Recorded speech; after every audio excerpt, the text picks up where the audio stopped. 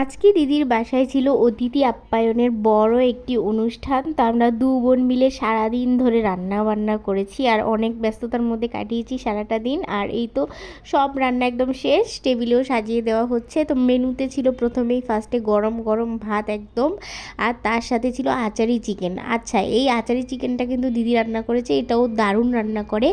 আর তার সাথে ছিল একদম ট্র্যাডিশনাল স্টাইলে ছোট মাছের পাতুরি, একদম কলা পাতায় করে।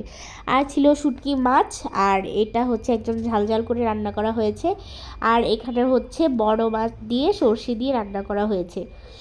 আর ছিল হচ্ছে বাদাম ভর্তা, এই যে দেখুন একদম পাটায় তৈরি বাদাম ভর্তা ছিল। ঘন করে ডাল, আর এই যে ডালটা কিন্তু দারুণ মজা হয়েছিল, সবাই খুব ভালো খেয়েছে। আর সালাদে ছিল, এখানে ছিল শসা কেটে রাখা হয়েছে, আর হচ্ছে লেবু। আর ও হ্যাঁ, পাবদা মাছও ছিল মেনুতে, আসলে সেটা বলতে ভুলে গেছি। আর এই হচ্ছে আমাদের পুরো অতিথি আপ্যায়নের একটা ব্যবস্থা। তো কেমন লাগলো আপনাদের জানাবেন অবশ্যই।